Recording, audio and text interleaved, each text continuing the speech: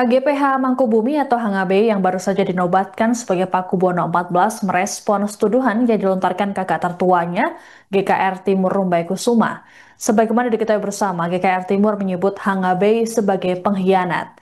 Hal ini lantaran Hangabe tiba-tiba dinobatkan jadi Pakubuwono XIV. Ditemui selesai sholat Jumat di Masjid Agung Keraton Solo, Jumat 14 November, Hangabe menyebut tuduhan tersebut kurang pas. Hangabe menegaskan bahwa dirinya tidak pernah diajak musyawarah terkait suksesi. Ia juga mengaku tak diberitahu soal wasiat sang ayah mengenai penerus tahta Keraton Solo. Terkait rencana sang adik Purbaya yang mendeklarasikan diri sebagai Pakubuwono XIV di depan jenazah sang ayah beberapa waktu lalu, Hangabe juga mengaku tidak mengetahuinya. Hangabe pun sudah menanyakannya pada GKR Timur terkait hal tersebut, namun kala itu sang kakak mengatakan bahwa hal tersebut akan dibicarakan. Lebih lanjut dikatakan Hangabe dalam pertemuan dengan Wakil Presiden Gibran Rakabuming dan sejumlah pejabat juga tak membahas mengenai suksesi. Menurut Hangabe, pertemuan tersebut hanya membahas pengamanan pemakaman. Hangabe lantas menyoroti keberadaan surat wasiat Pakubuwono XIII yang jadi dasar penobatan Purbaya. Ia mengaku tak pernah diperlihatkan dokumen tersebut. Jadi menyikapi masalah tuduhan Mbak Yu Timur pada saya kemarin yang katanya berkhianat kepada kakak-kakaknya dan juga dengan adiknya,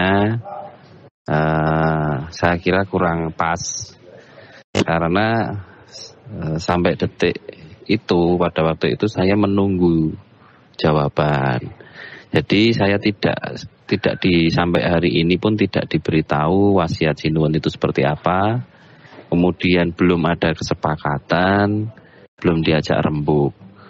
Pada waktu di Parasdyo, Sinuwun mau diberangkatkan, Layon mau diberangkatkan itu saya kaget begitu tahu ada kepiaan. Di situ saya bertanya kepada Gusti Timur, loh ini katanya mau dibicarakan dulu di rembuk keluarga, kok tahu-tahu sudah ada kepiaan. Dijawab, setelah ini nanti kita bicarakan keluarga inti. Saya dalam tanda kutip di sini keluarga inti itu yang seperti apa saya nggak ngerti, saya nggak tahu, tidak pernah dilibatkan di dalam keluarga inti. Kemudian untuk menyikapi masalah kemarin pertemuan di kamar Nyonya yang ada Pak Wapres, Pak Gubernur, kemudian Pak Wali Kota, beliau hanya menyampaikan bahwasanya apa yang dibutuhkan dari keluarga besar keraton yang bisa diberikan oleh pemerintah untuk dibantu dalam hal ini mungkin kemudian kita menjawab mungkin keamanan selama proses pemakaman sampai ke Imogiri ini bisa berjalan lancar dan sebagainya. Jadi di situ belum ada kesepakatan maupun belum ada rapat keluarga. Jadi di sini pemerintah hadir hanya sebagai memberikan fasilitas apa yang diperlukan saja untuk kesiapan upacara adat dan layan yang akan diberangkatkan kirap. Itu saja. Makanya saya kemudian menunggu untuk diajak berbicara, diajak rembukan keluarga, tapi sampai detik ini tidak diajak rembukan. Dan kemudian juga belum diberikan tidak diberitahu wasiatnya seperti apa, itu saya tidak diberitahu. Bahkan adik saya yang sekandung itu yang ikut ngeladosi Sinuwun sejak dulu di keraton pun juga tidak diberitahu, tidak diajak rembuk, tidak dikasih tahu bagaimana surat wasiatnya yang dibuat oleh Sinuwun. Dan itu sampai hari ini kita berdua masih bertanya-tanya surat wasiat Sinuwun itu yang seperti apa. Dan kemarin saya juga bertanya pada Gusti Putri lah, wis diajak rembuk gitu, belum. Sudah disepakati, belum. Nah, makanya saya bingung sampai hari ini kemudian kok dianggap belum sepakat sama sekali. Di tengah isu Kisruh internal Keraton Surakarta yang berebut tahta, kubu KGPA Hamengkubuwono atau Gusti Purbaya tetap akan menggelar penobatan atau jumenengan sebagai Pakubuwono XIV pada Sabtu 15 November. Adapun sebelumnya, kakak Gusti Purbaya, KGPH Hangabei telah lebih dulu mendeklarasikan diri sebagai Pakubuwono XIV. Sejumlah persiapan pun kini dilakukan di Keraton Solo termasuk pemasangan janur kuning sebagai tanda adanya hajat. Dalam konferensi pers pada Jumat 14 November, Putri Tertua Pakubuwono XIII, GKR Timur Rumbai Kusuma Dewayani mengatakan Purbaya akan menjalani prosesi adat di Probo Suyoso sebelum berjalan menuju Siti Hinggil. Di sana, Purbaya akan membacakan ikrar sebagai Pakubuwono XIV, lalu dilanjutkan dengan kirap. Kirap Pakubuwono XIV akan menggunakan kereta Garuda Kencana dengan rute mengelilingi area keraton. Gusti Timur juga memastikan dalam prosesi jumenengan ini tidak ditampilkan tarian sakral Bedoyo Ketawang. Hal ini lantaran Keraton Solo masih dalam masa berkabung. Tak hanya itu, pembunyian gamelan juga dilakukan di luar kedaton. Terkait prosesi jumenengan ini, sejumlah tokoh dikabarkan akan menghadiri undangan termasuk Sri Sultan Hamengkubuwono X. Kemudian jajaran pemerintahan seperti Wali Kota Solo Respati Ardi, Gubernur Jawa Tengah Ahmad Lutfi, hingga mantan Presiden Joko Widodo. Penobatan ini tetap dilakukan meski ada dualisme di dalam internal keraton. Terkait dengan dualisme yang terjadi, Menteri Keraton Solo, KG Panembahan Agung Tejo Wulan, dalam pernyataan tertulis pada Jumat 14 November, meminta agar semua pihak untuk menahan diri di tengah suasana berkabung. Tejo Wulan pun menginginkan agar jumenengan Purbaya untuk ditunda.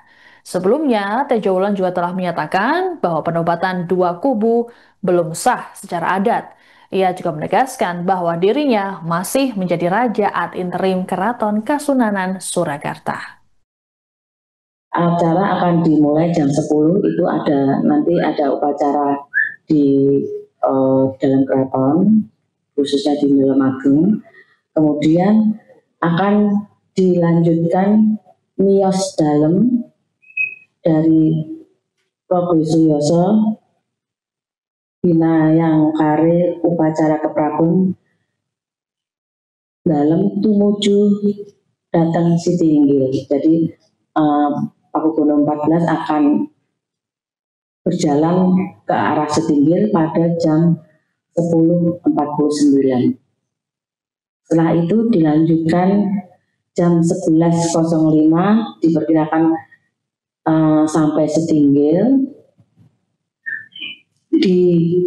Nanti beliaunya akan jumeneng di Bangsa Manguntur Tangkil.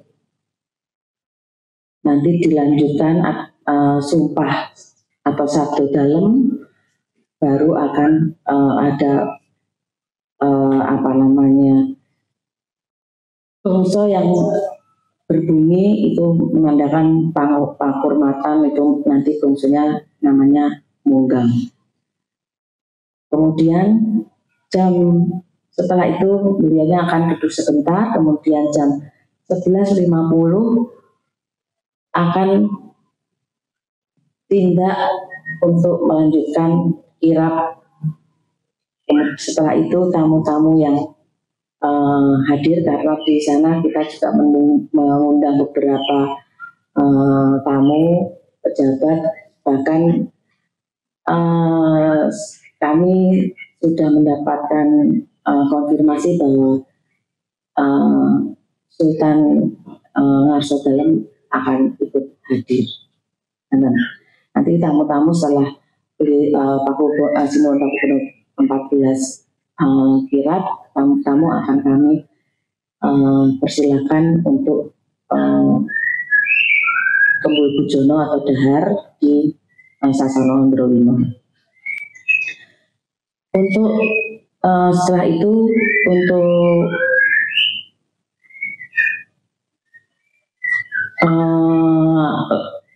jam 12 itu akan rutenya jam 12 kan nanti lampah-lampah kirap itu dari Sasono Sumeno, itu rutenya adalah alun-alun lor kemudian Geladak, Telkom, Loji Wetan, Perempatan Baturono, Perempatan Gemblegan, atau Kusumosari Nonongan itu, setelah itu Kusumosari Nonongan, Geladak, kemudian alun-alun, kembali lagi ke Padalarang. Jadi rutenya seperti ketika kirap Suro. Kemudian setelah itu diperkirakan jam 2 itu sudah mundur ke Kedaton, lewat Sidinggi lagi, baru kemudian ke Kamandungan, Sri Penganti, dan kembali ke dalam Ageng Prabu Suyoso. Sabda atau berikrar, bersumpah untuk menyatakan bahwa mengisi tahun. Kemudian dari situ duduk sebentar di dampar, kemudian baru jalan menuju kereta Kencana Ampera itu saja. Berarti tidak ada budaya Ketawang ya Gusti? Oh, tidak ada. Ini kan prosesnya memang seperti itu dulu. Memang mungkin ada alasan khusus kenapa tidak ditarikan budaya Ketawang? Apakah berkaitan dengan 40 hari? Oh. 40 hari. Memang kan itu kalau budaya Ketawang kan sebuah tarian yang memerlukan ritual khusus, dan pasti ada ya istilahnya seremoni kan itu sebenarnya. Nah, kami kan masih berkabung, jadi memang tidak diadakan, tapi itu kan di dalam Kedaton. Nah, nanti yang di luar Kedaton istilahnya kayak gamelan munggangnya itu tetap ada, itu karena memang itu diperlukan untuk wajah yang di luar. Berarti budaya Ketawang Mungi di luar Kedaton. Budaya Ketawang setahun kemudian nanti ketika peringatan. Iya, biasanya gitu. Jadi budaya Ketawang itu kan biasanya ditarikan ketika namanya tinggalan dalam jumenengan. Nah, yang kita bisa artikan bahwa itu adalah peringatan kenaikan tahta, atau istilahnya ulang tahun kenaikan tahta. Jadi sebetulnya menurut literasi juga di Keraton Kasunanan ini hanya terjadi 2 kali. Sinuwun Jumeneng itu Pakubono 13. Oh, 1 kali ya? 1 kali. Download Tribun X sekarang, menghadirkan lokal menjadi Indonesia.